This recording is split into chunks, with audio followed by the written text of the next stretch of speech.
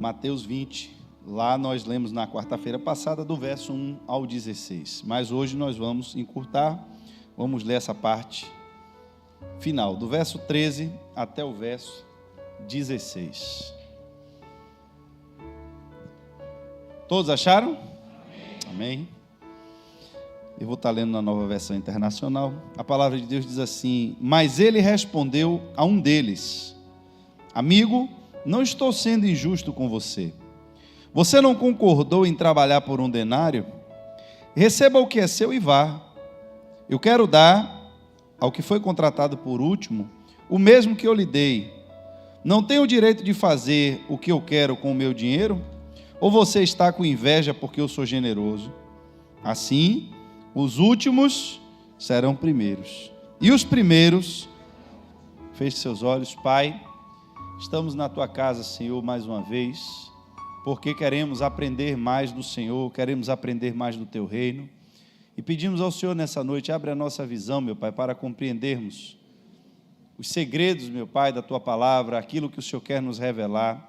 Fala, meu Deus, individualmente a cada um dos que estão aqui presentes, para que possamos, Senhor, adentrar naquilo, meu Deus, que o Senhor já preparou para nós de antemão, Senhor. As tuas bênçãos, a tua graça, a tua misericórdia. Queremos alcançar, Senhor, tudo aquilo que foi disposto para cada um de nós. Tua igreja se reúne nessa noite em nome de Jesus. Invocamos mais uma vez a presença do teu Santo Espírito, para que a ministração dessa palavra, ela venha, Senhor, em conformidade com tudo, Senhor, que o próprio Espírito inspirou aqueles que escreveram esse livro, que para nós é a tua palavra, em nome de Jesus.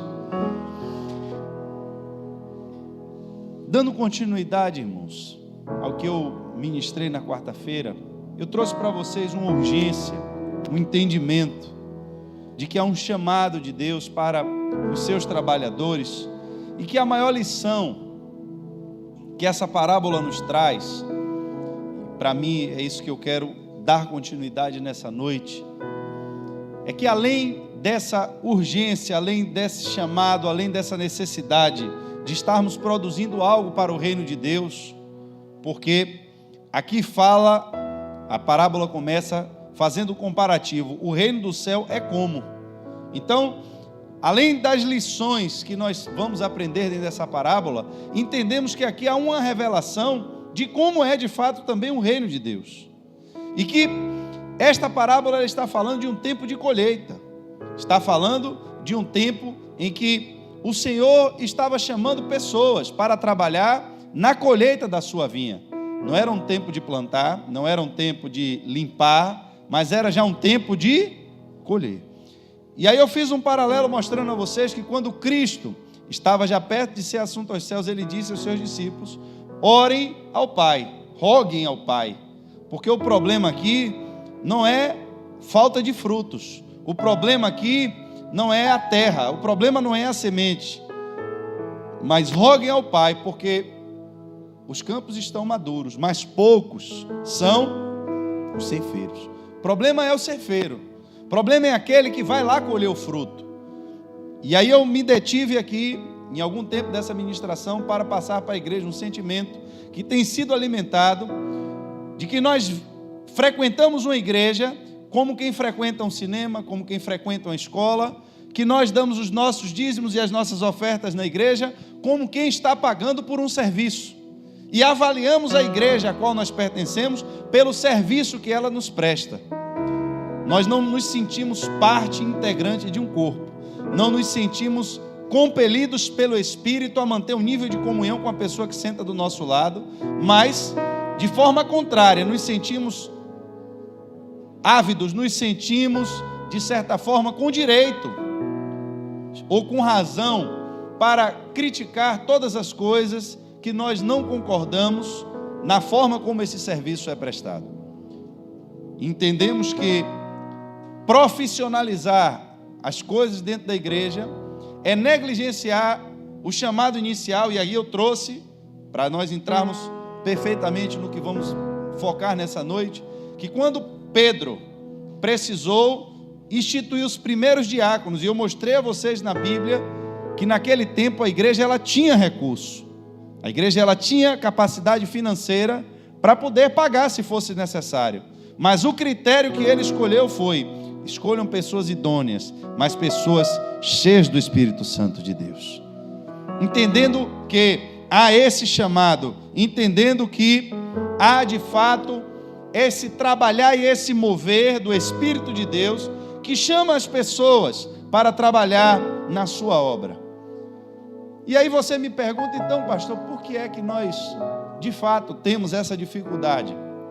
É porque determinadas áreas, queridos, na igreja, na atividade, na obra, elas põem em evidência aqueles que estão trabalhando.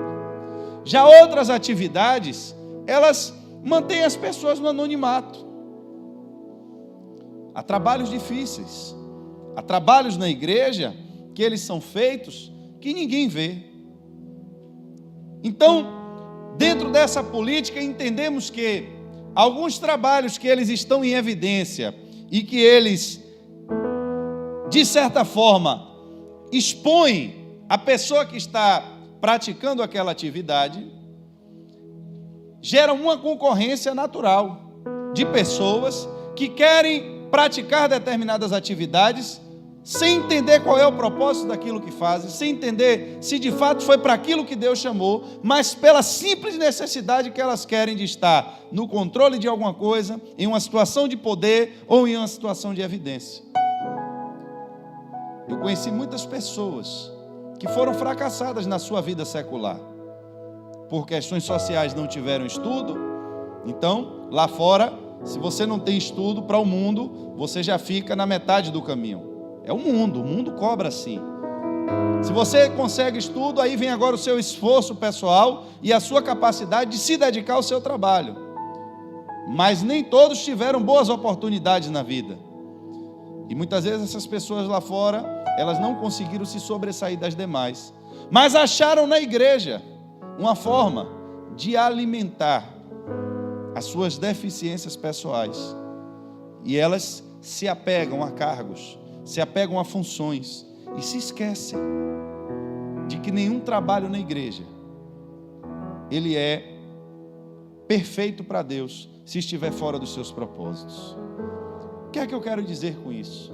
Eu quero dizer o que a parábola nos disse, que tem pessoas que estão achando que estão trabalhando muito e que outros não estão fazendo nada, mas que no final da recompensa, quando o Senhor se apresentar, haverá uma surpresa para muita gente, porque a parábola traz e ensina essa lição, que o importante, preste atenção nisso, não é o que você acha que fez, mas é o que você foi chamado a fazer. É isso que a parábola resume, o Senhor dizendo: mas Senhor, esse daqui chegou agora e o Senhor deu um denário a ele. Mas vem cá, quando eu lhe chamei para fazer o quê? O Senhor me chamou para trabalhar o dia todo. E o que foi que eu disse que você ia ganhar? Um denário. E em que é que eu estou sendo desonesto com você?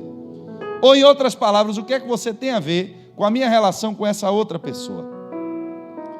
Então, o que é que eu quero passar para vocês? Muitas vezes eu posso pensar que eu sou um músico, que eu sou um pastor, e que porque eu estou aqui em cima, porque vocês têm que me ouvir, porque a minha imagem aparece para todos vocês, enquanto vocês todos estão voltados para mim, alguém pode julgar isso com critérios humanos e almejar a posição que eu estou e dizer: olha, talvez a pessoa mais importante da igreja seja o pastor.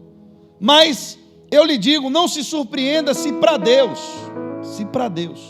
alguém que ele chamou para de repente consertar a encanação da igreja, receber um galardão maior ou igual ao de quem esteve aqui trabalhando no púlpito todos os dias. Porque a função da parábola é exatamente Cristo esclarecer e nos dizer isso. O importante não é o que você acha que você está fazendo, não é quanto você acha que vale o seu trabalho, mas é o que eu lhe chamei para fazer. E é por aqui que muita gente se perde, queridos. Porque, primeiro, nunca nem descobriram o que é que Deus chamou ele para fazer, ou não tem interesse em descobrir. Por quê? Porque no seu coração ainda não surgiu verdadeiramente o desejo de servir a Deus. A gente fala, sou servo do Senhor, mas a gente entende de fato o que é que a palavra servo significa? A gente entende de fato que quando nós nos colocamos à disposição do reino de Deus, Ele disse, olha, a oferta, né? A gente fala, Deus ama quem dá com alegria.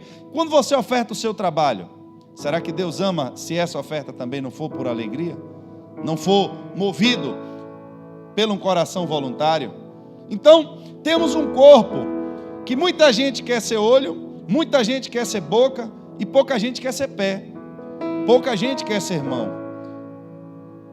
Ah, pastor, eu bem que suspeitei que essa igreja era assim. Não é a nossa igreja, a igreja de Jesus era assim.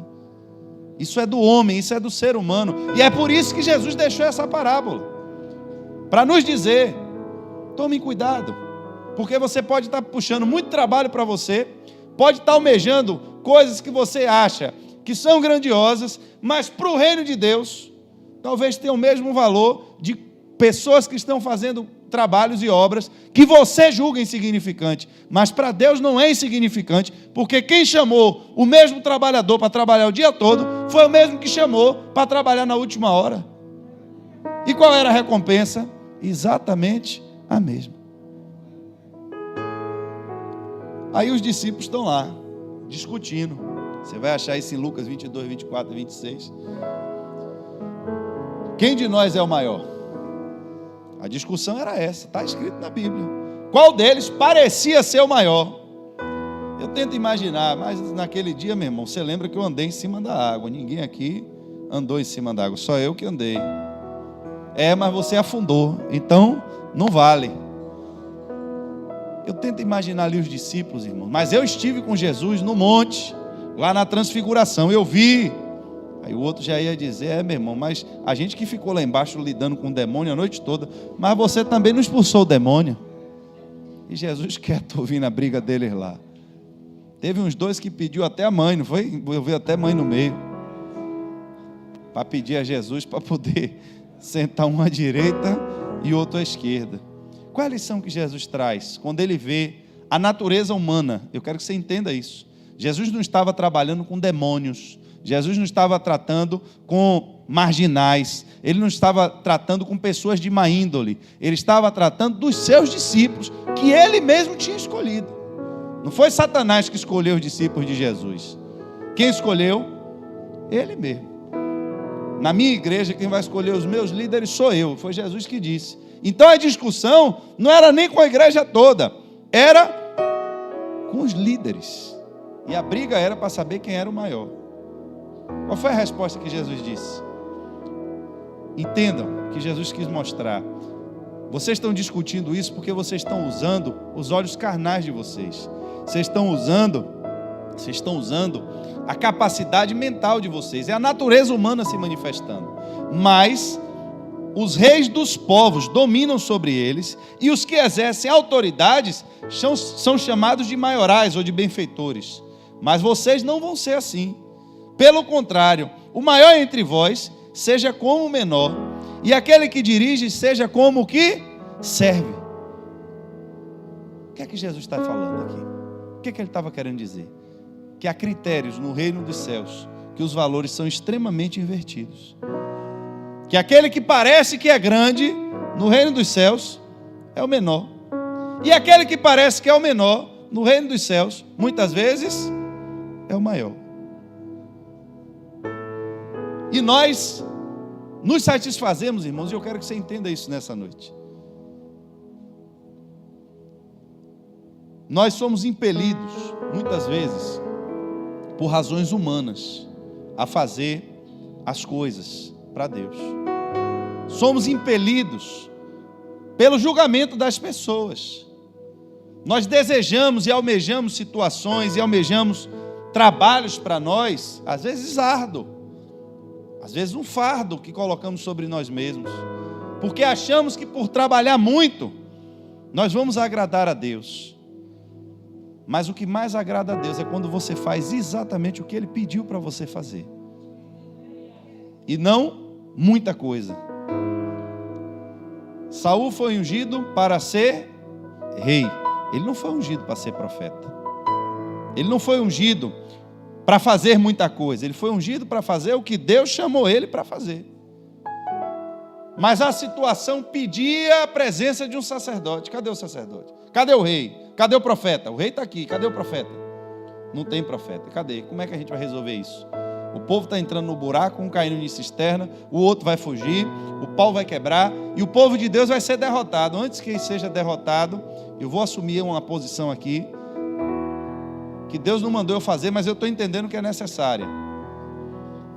Eu entendo, queridos, lendo esse texto, que ainda que o exército fosse derrotado, era mais importante permanecer em obediência. Imagine você na cabeça de Cristo: Pai, passa de mim esse cálice, sem que eu beba. O que é que Jesus estava dizendo? Eu estou entendendo que eu vim até aqui, mas tem um destino para mim. Tem um destino. Eu vou morrer. E talvez agora venha na nossa mente humana o conflito. Se Deus me chamou para ganhar as nações e me disse que eu vou ser o Senhor do mundo, como é que eu vou morrer? Observe. Quando ele chega na cruz agora, o que ele brada na cruz é: Pai, por que me abandonaste? Ele viu que de fato ele ia morrer. A história não já estava escrita, a história estava sendo escrita. Ele sabia o que ia acontecer com ele. E a Bíblia diz que ele foi obediente em tudo, até a morte. Ou seja, no problema, a questão não era morrer só por morrer, porque morrer por morrer, todo mundo vai morrer. A questão é que ele morreu por obediência. O destaque que a Bíblia dá nesse ponto à morte de Cristo é que foi uma prova. Por tudo que ele padeceu, ele aprendeu pela obediência. A Bíblia diz que ele estava aprendendo pela obediência. O Filho de Deus se submeteu até o fim à vontade de Deus, ainda que a vontade de Deus fosse que ele morresse na cruz. Eu posso fazer uma grande obra para os homens, posso fazer uma grande obra para que as pessoas vejam, mas diante de Deus essa obra pode não ter nenhum valor. Ao contrário, pode ainda servir de maldição sobre a minha vida. Você já pensou nisso? O profeta chega e pergunta: o que foi que você fez? Se você for ler o livro de Moisés, for ver o ato que ele praticou, beleza. O que foi que ele fez? Ele sacrificou ao Senhor. Ele fez exatamente o que estava na lei. O que é que estava errado no processo? É que ele não era a pessoa para fazer isso. E eu vejo, queridos, muita gente se atrapalhando dentro da igreja por conta disso. Porque essas pessoas entram na igreja, mas elas não querem saber o que Deus tem para elas, o que é que Deus quer que elas façam, mas elas querem fazer o que elas acham que é melhor. São elas mesmas que escolhem os cargos, escolhem as funções, e muitas vezes começam a fazer política dentro das igrejas para conseguir conquistar e chegar aonde eles desejam chegar. Mas será que é isso que Deus quer de mim? Estou cheio do Espírito Santo, Deus. Recebi agora o avivamento. Para onde é que eu vou pregar? Diga aí a cidade grande que eu estou indo. Não, você vai para a cidade grande, não. Você vai para o deserto. Espera aí, Senhor. O Senhor está de brincadeira comigo, né? Quer dizer que eu fiquei esse tempo todo aqui em Jerusalém, acompanhei o Senhor 3 anos e vivi tudo isso, e agora que eu estou cheio do Espírito Santo, pensei que ia entrar numa cidade, porque Pedro pregou ali, foram 3.000 pessoas, achei que agora ia ser minha vez. O Senhor ia me mandar para Decápolis, ia me mandar para uma cidade grande e tal. Não, você vai para o deserto. Para o deserto? É, e vai andando. Aí agora, meu irmão, não tem nenhum anjo para me levar. Tem não. Eu lhe pergunto, será que você está aí sentado aqui me ouvindo, se você se sentisse capacitado e cheio de Deus para uma grande obra, e você achando que está saindo de uma igreja de 3.000 pessoas para ir fazer uma obra maior, porque você está se sentindo assim, se Deus lhe disser, você vai para o deserto pregar para uma pessoa só, o que é que você faria? Você seguiria a sua intuição? Seguiria a sua vontade? Ou seguiria a vontade de Deus? E esse é o sentido da gente entender o que Jesus falou. As nações, elas julgam diferente. Os critérios do mundo, eles são diferentes. O que tem valor aqui na terra, no céu pode não ter valor nenhum. Ah, porque ele fala bem, porque... Mas quem criou o homem? Quem criou a fala? Quem deu a capacidade de falar ao homem? Irmãos, entendam. Aqui a gente vai entrar em um nível de revelação profunda, que se você não entender isso, tudo que você produzir no reino de Deus está fadado ao fracasso. Eu, antes de entrar nisso aqui, eu vou dar um testemunho a vocês de algo que aconteceu muito importante. Algo que eu não sabia e tive que aprender vendo Deus fazer um grande milagre, porque senão eu ia passar uma grande vergonha, né? Grandes milagres são o oposto da grande vergonha. Nós fizemos a festa do final do ano lá no Recanto da Bênção. Quem lembra? Que a gente esteve lá, foi o churrasco do final do ano, aquela coisa toda. E nós compramos, irmãos, algumas carnes ali, costela de boi e banda de porco, e vai assar aquele negócio. Só que nós fomos assar com uma madeira que ela não produz brasa, ela só produz fogo. E eu não sabia que o fogo não assava nada. Eu não sei se você sabia disso também, mas nessa noite você está sabendo. Não é o fogo que assa nada. O que assa é a brasa. Porque o fogo, ele queima, mas ele não tem a capacidade de segurar a temperatura. O que está quente ali, meu irmão, é a brasa. E quando a gente acendeu aqueles eucalipto, meu irmão, a gente nem sabia, era eucalipto tratado que trouxeram. O eucalipto tratado é uma madeira que ela foi, vou dar um exemplo bem assim, só para você entender. É como se aquela madeira tivesse sido frita no óleo. O tratamento que se faz é parecido com isso. É pegar a madeira ainda meia verde e joga num tacho de óleo fervendo para ela selar toda ali e não dar mais bicho, não dar cupim, enfim. Só que em compensação, tudo que tinha ali na madeira de propriedade para virar brasa, foi embora. Só ficou a palha. E quando você queima a palha, só faz fogo. E nós passamos ali o dia todo fazendo fogo, mas não tinha brasa. E quando nós fomos cortar a carne estava completamente crua por dentro. Até hoje ninguém sabe explicar como é que 120 quilos de carne, que foi exatamente o que estava fora tudo aquilo, conseguiu alimentar quase 1.000 pessoas que tinha ali naquele evento e ainda sobrou carne. Ninguém sabe explicar. Só o milagre de Deus. Mas a carne foi doada para o centro de recuperação no dia seguinte e ainda estava crua. O que é que o senhor quer falar com isso, pastor? Que você pode fazer o fogo, você pode fazer a fumaça, mas você não vai produzir a essência daquilo que é espiritual. Jesus disse à geração de líderes religiosos do tempo dele: olha, vocês estão fazendo esse movimento todo, mas quando vocês conseguem converter uma pessoa, vocês tornam ele mais filho do inferno do que vocês mesmos. Ou seja, a igreja não estava produzindo pessoas para o reino de Deus, mas estava produzindo pessoas para condenação e para serem chamados de filhos de Satanás. A igreja, os líderes religiosos, por quê? Princípio simples: sem mim, nada. E nada é o quê? Nada. Só podeis dar fruto se estiver ligado em mim. E se eu não estiver ligado nele, eu posso dar fruto? Aí eu vou lhe dizer, até pode. Mas não são frutos para o reino de Deus. São obras infrutíferas das trevas. Você vai produzir alguma coisa. É por isso que ele diz, de uma fonte não pode sair água doce. O Espírito que tiver em você vai manifestar o que está aí dentro. Se for o Espírito de Deus, vai produzir vida. E se não for o Espírito de Deus, morte.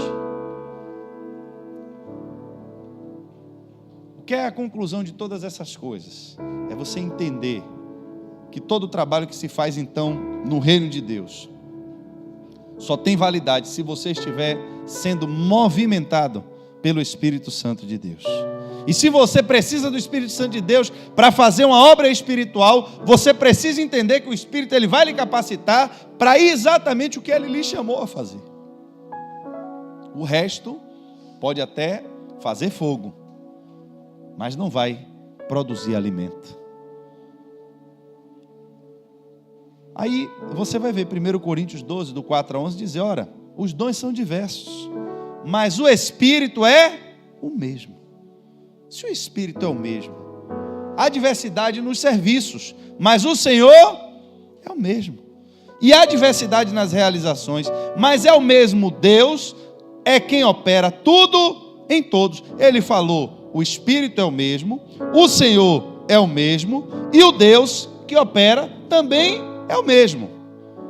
A manifestação do Espírito é concedida a cada um, visando um fim proveitoso, porque a um é dada mediante o Espírito, palavra de sabedoria, ao outro, e ele vai repetir, irmãos, isso aqui para você entender algo, segundo o mesmo Espírito, a palavra de conhecimento, a outro, no mesmo Espírito, a fé, a outro, no mesmo Espírito, dom de curar, a outro, operação de milagres, profecia, discernimento, enfim, variedade de língua, mas um só, e o mesmo Espírito realiza todas essas coisas, distribuindo-as, como lhe apraz, a cada um individualmente.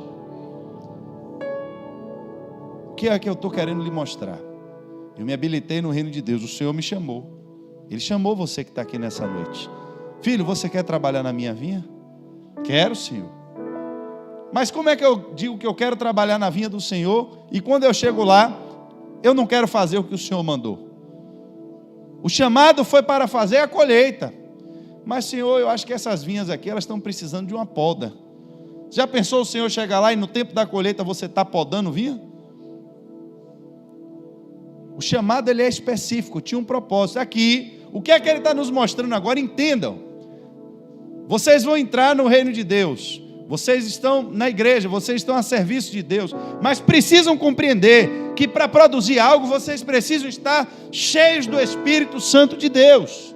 O que é estar cheio do Espírito de Deus? É eu entender que eu preciso ser possuído pelo Espírito de Deus para fazer algo que tenha valor no mundo do Espírito.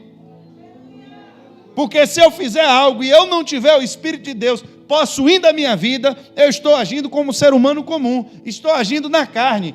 E carne, meu irmão, Jesus disse a Nicodemos, o que é carne? Carne. O que é Espírito? Pronto. Não tem para onde fugir dessa equação.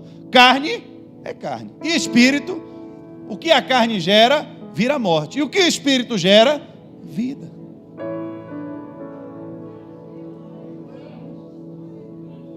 Onde é que os pontos se ligam? Se ligam exatamente em você compreender que o importante não é o que você faz, mas é exatamente fazer o que Ele lhe chamou para fazer, porque quem vai fazer a obra é o Espírito que está em você. Então, quer a obra seja grande ou ela seja pequena, para você não vai fazer a menor diferença, porque se você for crente, você tiver entendimento e conhecimento dessa palavra que eu estou lhe dando, você vai entender que se você fez algo grande ou você fez algo pequeno, não foi você que fez, mas foi o Espírito que estava em você. Talvez queiramos agora ser menos mestres, entender que a estes Deus disse, olha, para estes o julgamento vai ser maior, não queiram todos vocês serem mestres, porque duro é o fardo que eles carregam, e não há nenhum comprometimento, e não há nenhuma segurança de que lá na frente, quem simplesmente foi chamado por Deus a varrer uma igreja, uma vez na semana, receba mais ou menos do que quem teve que sair daqui andando até os confins da terra para poder levar o evangelho. Mas pastor, o missionário Alexandre largou a vida dele, um homem, um engenheiro formado na Índia, os pais dele têm patrimônio que vale muito dinheiro, ele largou tudo, abandonou tudo, está lá no deserto, e eu estou aqui na minha casa pregando para o meu vizinho. O senhor quer me dizer que isso pode ter a mesma recompensa? Quero, porque não importa, não é o que você acha, mas é o que o Espírito mandou você fazer. E se foi o Espírito que agiu através de você, porque você deu lugar, você deu legalidade para que o Espírito de Deus pudesse habitar no seu corpo e agir através de você, o que importa é a obra que Ele fez e não a que você queria fazer. Se ele lhe chamou para você pregar para o seu vizinho, e você pregou para o seu vizinho e fez o que ele mandou fazer, tem a mesma validade do que o cara que teve que largar tudo, teve que ir embora e teve que ficar lá, porque foi a mesma obra que ele mandou fazer.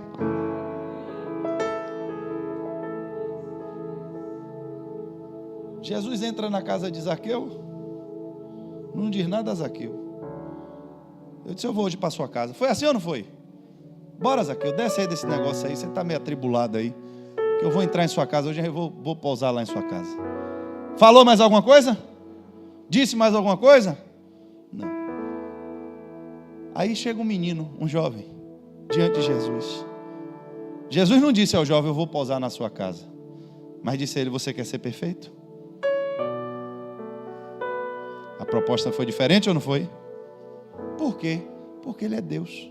Porque ele tem vontade, ele faz o que ele quiser, do jeito que ele quiser, a hora que ele quiser. E para mim o que é que importa é o que ele quer que eu faça, é só isso. E eu tenho que me conformar e entender que eu agrado ao meu Senhor quando eu faço exatamente o que ele pediu. Eu vou para a sua casa, então bora. Não é para ir para casa? Bora para casa. E para o outro, ele disse, não quero ir em sua casa. Eu quero que você pegue tudo que você tem, venda tudo, dê o dinheiro aos pobres. E aí você vem agora e me segue. Ele pediu isso àquele rapaz. Não pediu a Zaqueu. Pediu a Zaqueu? Zaqueu não era rico? Era rico. A Bíblia diz que Zaqueu era rico. O jovem não era rico? Era rico. E por que para um ele pede uma coisa e para outro ele pede outra? Porque talvez a obra que ele tinha na vida daquele jovem não era a mesma que ele tinha na vida de Zaqueu. Ele disse, hoje veio salvação a essa casa, e ponto, eu vou me embora, Zaqueu vai ficar aqui. Zaqueu mesmo confessou e disse, olha Senhor, se eu defraudei alguém, estou devolvendo aí 4 vezes mais, e por aí vai, o negócio está resolvido. Teve salvação na casa de Zaqueu? Mas depois, qual é a parte da Bíblia que você vê Zaqueu de novo? Zaqueu morreu, foi salvo, a gente vai encontrar Zaqueu no céu, acabou. Pronto, recebeu a salvação? O que foi que Jesus prometeu a gente, a mim e a você? Foi a salvação. Zaqueu não ganhou? Ganhou. Aí eu lhe pergunto, e o jovem? Jesus prometeu a ele mais coisa. Observe, você vai ter um tesouro no céu. Ele não prometeu tesouro no céu a Zaqueu. Só disse a Zaqueu, se você hoje chegou a salvação nessa casa, e é o que eu tenho para você, a salvação. Para o jovem, ele tinha um chamado, venha e me siga. Você vai ter um tesouro no céu. Quando o jovem renunciou ao chamado, ele renunciou também tudo que Jesus tinha para ele. O livro dos Hebreus vai dizer que muitos daqueles heróis da fé, eles não alcançaram no seu tempo aquilo que lhe tinha sido prometido. Embora eles tivessem recebido uma promessa, mas viveram em obediência ao Senhor, como se já tivessem recebido, ainda que não tivessem alcançado, porque eles entenderam que já tinham recebido aquilo pela fé. É exatamente a capacidade que eu preciso de ter e entender. Que se eu vou fazer alguma coisa no reino de Deus, não sou eu que vou fazer, mas é o Espírito de Deus através de mim que vai fazer. E se o Espírito de Deus quiser me usar apenas para eu consertar os bancos da igreja, essa é a obra que Ele me chamou para fazer, e no reino dEle talvez tenha o mesmo valor do trabalho que Ele deu para o missionário sair daqui, ir para o outro lado do país, passar fome, andar lá tomando frio, chuva, para fazer o que Ele mandou também. Porque para nós homens, o trabalho, ele tem valores distintos. Mas a parábola e os mandamentos de Jesus nos ensinam exatamente o contrário. Tem coisas que para vocês pode ter mais valor, mas no reino do céu, o processo vai ser inverso. Então não se preocupem em estar julgando entre vocês mesmos quem são os maiores. Não se preocupem em estar dando destaque no meio de vocês para aqueles que, para os critérios humanos, estão em evidência. Não se preocupem com isso. Mas se preocupem exatamente em estar de acordo com a vontade de Deus. O apóstolo Paulo, ele disse em 1 Coríntios 9, do 16 ao 17, eu, no entanto, não posso me orgulhar de anunciar as boas novas, pois sou impelido por Deus a fazê-lo. Ora, cada um de nós, quando vê a história do apóstolo Paulo, eu tenho certeza que cada um, crente, verdadeiro, genuíno, olha a obra que esse homem fez e serve de exemplo para nós até hoje. A dedicação, a doação, a entrega, os sinais, e ele está dizendo, eu não posso tomar isso como um mérito meu. Não é nada que eu possa olhar e dizer, meu irmão, o que eu fiz? Por quê? Ai de mim, se eu não anunciar o evangelho do Senhor. Porque se eu fizesse por minha própria iniciativa, eu mereceria pagamento. Mas eu não tenho escolha, pois Deus me confiou essa responsabilidade. Qual era o sentimento dele? Eu estou fazendo, coisas grandes estão acontecendo. A Bíblia diz que quando ele chega em Troade, ele começou a falar, meu irmão, foi a noite toda, o menino despenca da janela, ele desce, ressuscita Eutico e vai embora, e o pau quebrando, e milagres, mas ele está dizendo, olha, tudo isso que está acontecendo, não é porque eu sou bonzinho, não é porque eu estou de boa vontade querendo fazer a obra de Deus, mas estou entendendo que isso me foi imposto. Ele me deu essa obrigação, Ele me chamou para fazer isso, e se eu fizer exatamente tudo o que Ele mandou, eu só estou sendo um servo medíocre, porque não estou fazendo nada mais do que o que eu fui mandado. O problema é que o nível de displicência nesse tempo, e aí eu volto para fazer a ligação com o que eu falei na quarta-feira passada, é que nós nos colocamos de uma forma tão passiva no reino de Deus, nos colocamos no meio das multidões que você vê na Bíblia, multidões que não têm nome, que não têm identidade, que não têm comunhão com Cristo, mas que estavam ali apenas para desfrutar de um momento dos seus milagres, estavam ali apenas para comer migalhas de pão, migalhas de peixe, multidões que nós não temos nem a garantia, a certeza, se receberam a salvação, mas estavam acompanhando. Aonde ele ia, a multidão. Aonde ele ia, a multidão.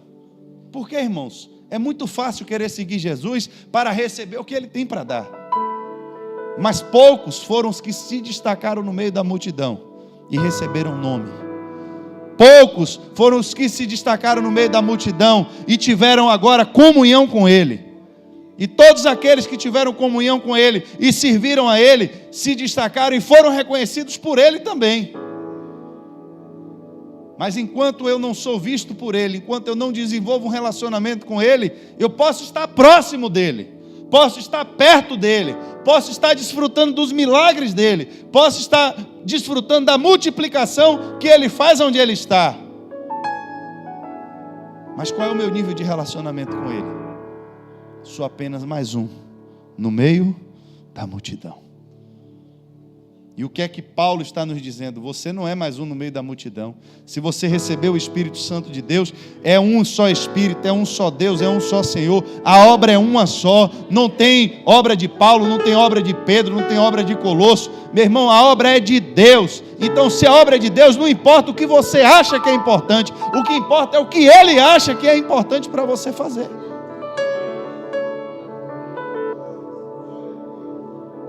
Pastor, porque o senhor sabe, né? Meu sonho mesmo era ser cantor. Eu gostaria de chegar ali no palco. Tem gente que até fala, né? No palco. Eu gostaria de chegar ali no palco, pegar um violão e arrastar multidões. Isso é um sentimento voltado à glória de Deus ou à sua glória? Eu tenho um sonho, pastor, de chegar e de pregar e ver e acontecer. Esse é um sonho que você está pensando no reino de Deus ou está pensando em você?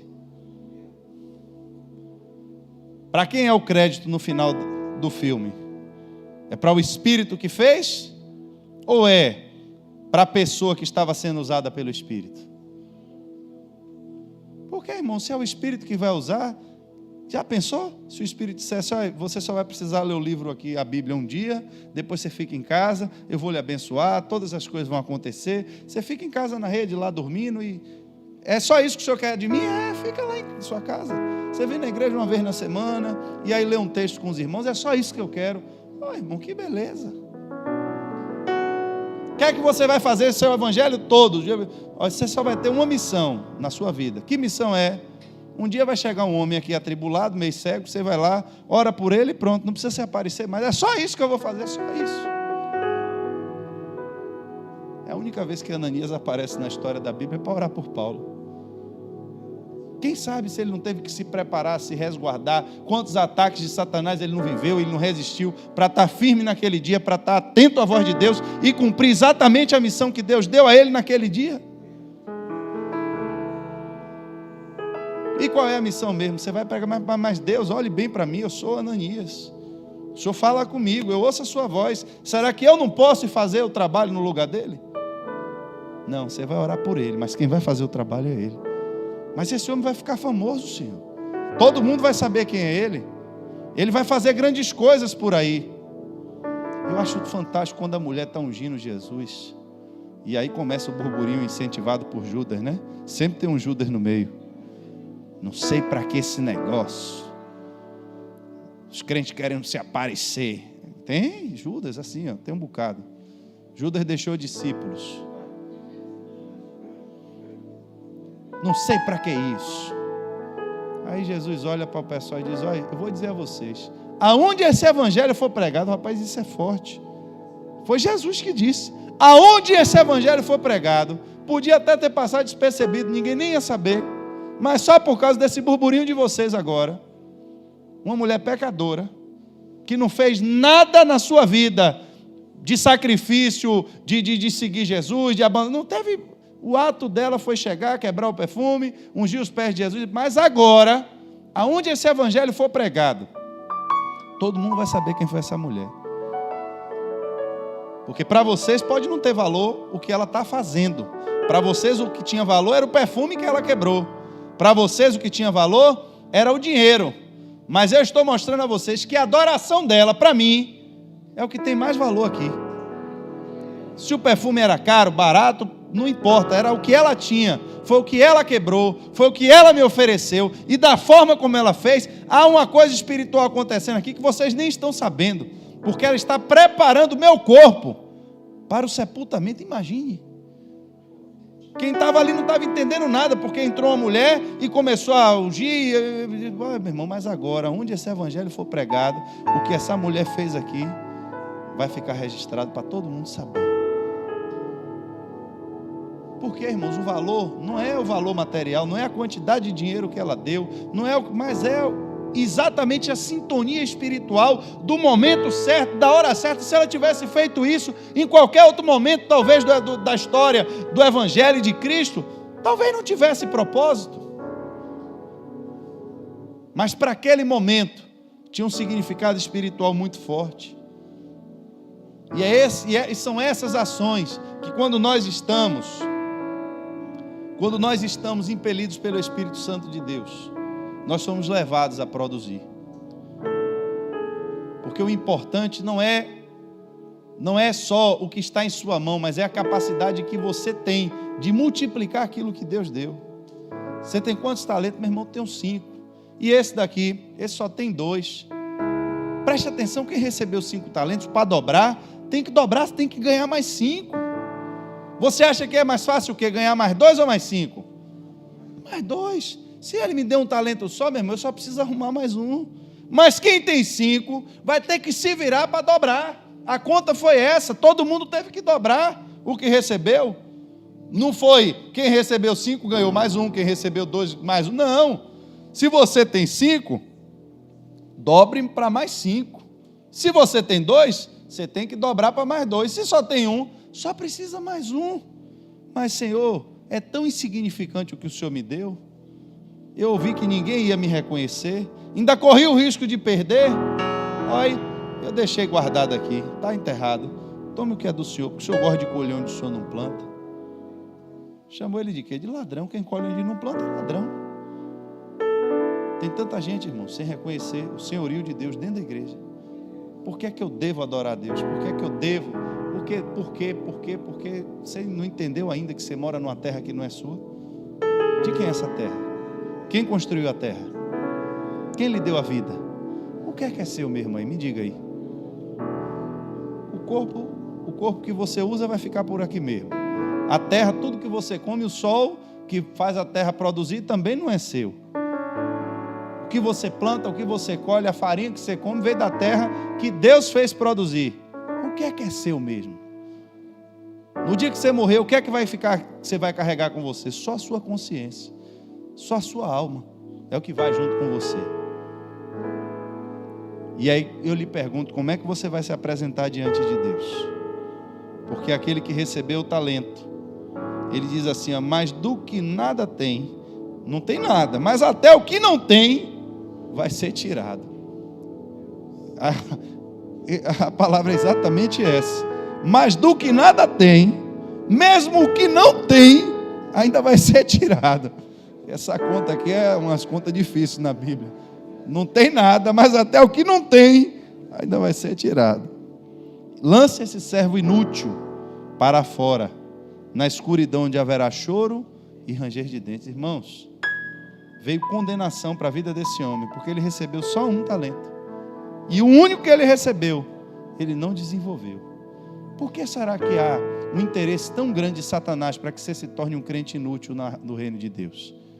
Por que será que as igrejas estão crescendo cada vez mais em serviço, sem entender a visão espiritual do que de fato é a igreja? A igreja não é o serviço que ela presta, a igreja não é o manobrista, a igreja não é o ministério infantil, a igreja não é uma equipe de louvor, a igreja são as pessoas cheias do Espírito Santo de Deus para fazer a obra de Deus. Isso é a igreja. O resto pode chamar do que você quiser. Invente nome, que está na moda, cada um inventar um nome diferente para botar o nome mais exótico possível na sua igreja. Mas eu lhe digo uma coisa: banco não vai salvar ninguém, caixa de som não vai salvar ninguém, manobrista não vai salvar ninguém, ar-condicionado não salva ninguém. Mas uma palavra vinda do trono de Deus, alguém cheio do Espírito Santo, pode chegar para você e lhe fazer só uma pergunta, e essa pergunta pode mudar a sua vida, pode mudar a sua história. Você entende o que você lê? É só o que você precisa perguntar. Por quê? Porque essa pergunta não vem da mente, essa pergunta não vem da inteligência, essa pergunta não vem da sua esperteza, essa pergunta não vem porque você leu livros de pregação, essa pergunta não veio porque você tomou culto de hermenêutica, de homilética, de estética, de não sei mais quantas ética, mas veio porque você tem intimidade com o Espírito Santo de Deus. Porque quando você fala, você não vê, as pessoas não veem, mas é o Espírito que se manifesta através de você. Ele fala através da sua boca às pessoas. Ele não entrou em transe e começou a... Não, meu irmão, vai a carruagem passando. Da onde veio essa voz? Quem sabe? Não sei nem lhe dizer como foi, meu irmão. Eu sei que na hora que a carruagem ia passando, o que veio eu larguei. Você entende o que leu? O cara disse: para tudo, meu irmão, bota o homem para o lado de dentro, porque eu estou lendo esse negócio aqui atribulado e não sei nada do que está acontecendo. A oportunidade de pregar o evangelho veio, e aí agora o cara se converte, o cara compreende a mensagem da cruz, o cara roga para ser batizado ali mesmo, e leva agora para toda a cidade dele o evangelho genuíno de Cristo Jesus. Por quê? Porque ele teve um encontro com alguém cheio do Espírito Santo de Deus. Ele não teve um encontro com um artista, ele não teve um encontro com alguém cheio de autoridade humana, não teve um encontro com alguém respeitado pelos homens, ele não teve um encontro com alguém cheio de anel, cheio de diploma, mas ele teve um encontro com alguém que tinha uma palavra viva para queimar o coração dele.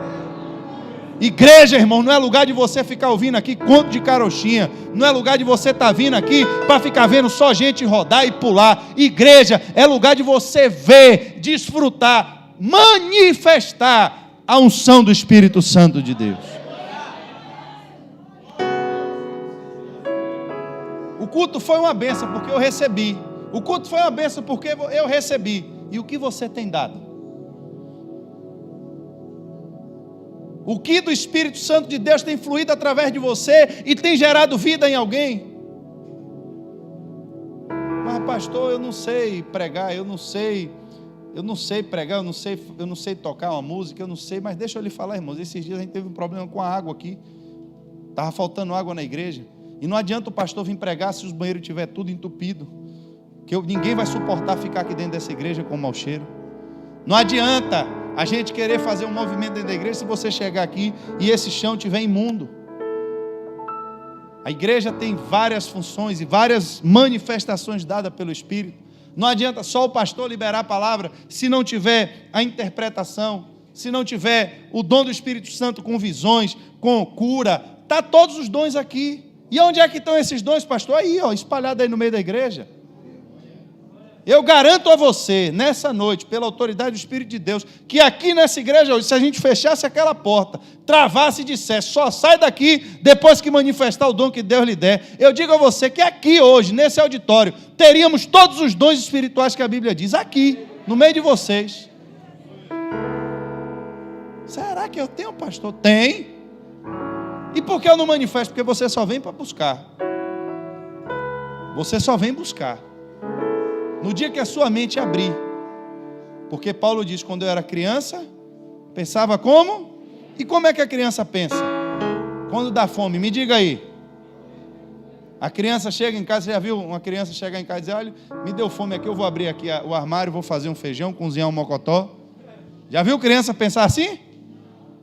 Criança, irmão, deu fome, qual é a primeira palavra que grita?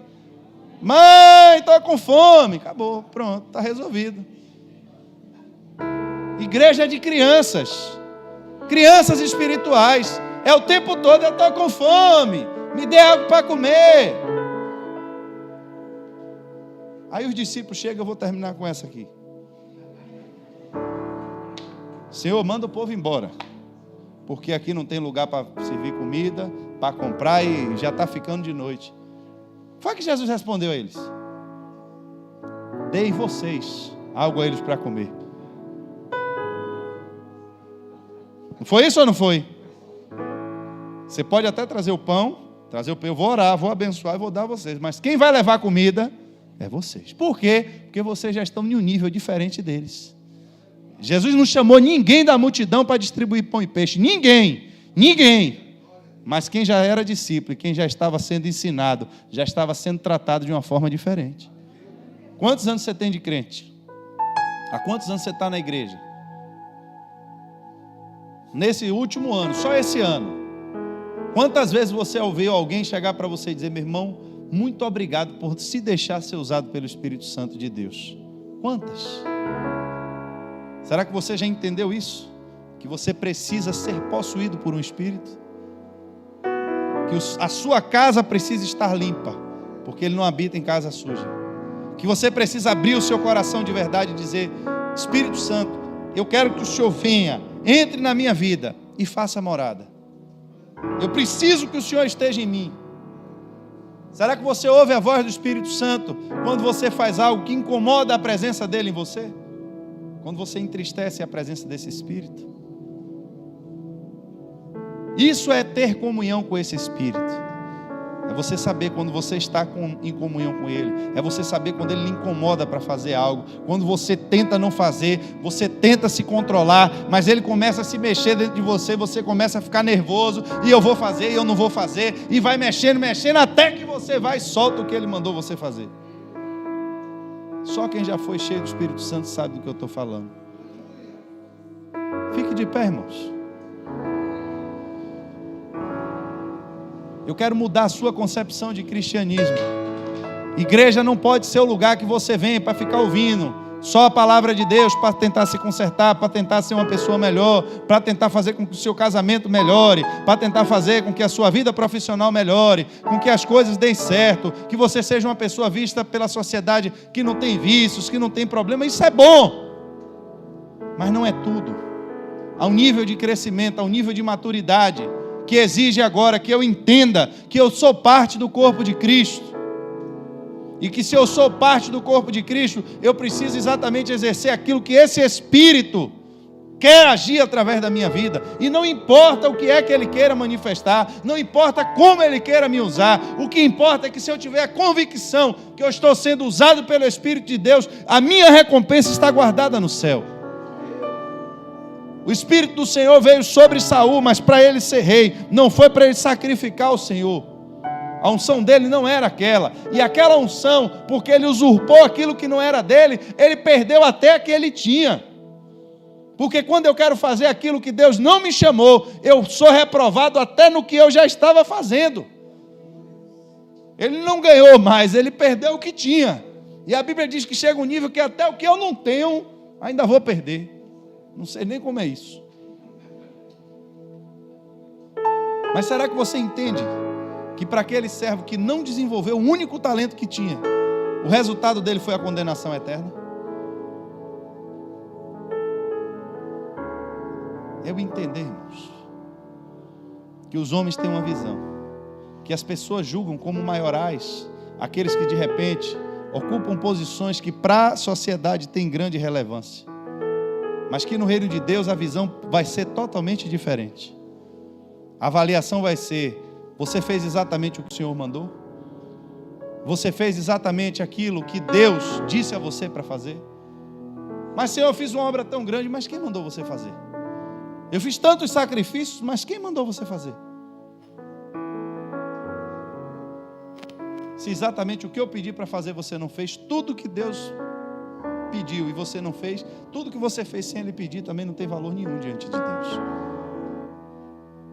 E um dos fracassos que nós estamos vivendo é exatamente porque aqueles poucos que ainda têm manifestado os dons do Espírito têm tomado para si a glória de Deus. Entenda, irmãos, cristianismo, ser crente, dizer que vai morar no céu, que você está salvo, é um complexo de todo relacionamento que você tem com Deus, porque há um único Deus, um único Senhor e um único Espírito. Fazer parte dessa família espiritual, fazer parte dessa casa, é entender que eu agora não sou mais guiado pelas minhas emoções, não sou guiado mais pelo que eu vejo, mas eu sou guiado por esse Espírito. Preciso entender o que esse Espírito quer que eu faça nesse tempo, o que é que esse Espírito está querendo me mover para fazer. Porque há um trabalho, irmãos, para ser feito. Se você olhar para a rua, você vai ver muitas pessoas indo para o inferno. E talvez a boca queira até chegar lá, mas se não tiver pé para poder movimentar a perna, a boca não chega onde tem que chegar. Mas por que eu vou carregar essa boca tão pesada? Se ninguém olha para mim, se na hora que o espinho aparece, o primeiro que se fura sou eu. Na hora da topada, meu irmão, é só o dedão aqui que segura a porrada. Mas na hora de comer o pudim, meu irmão, é só a boca que... Visão humana. Quem tem visão espiritual entende o que é um corpo. Entende que a recompensa, que o pudim gostoso que a boca comeu, é o que vai dar energia ao pé para continuar andando. Visão espiritual. Feche seus olhos. Pai...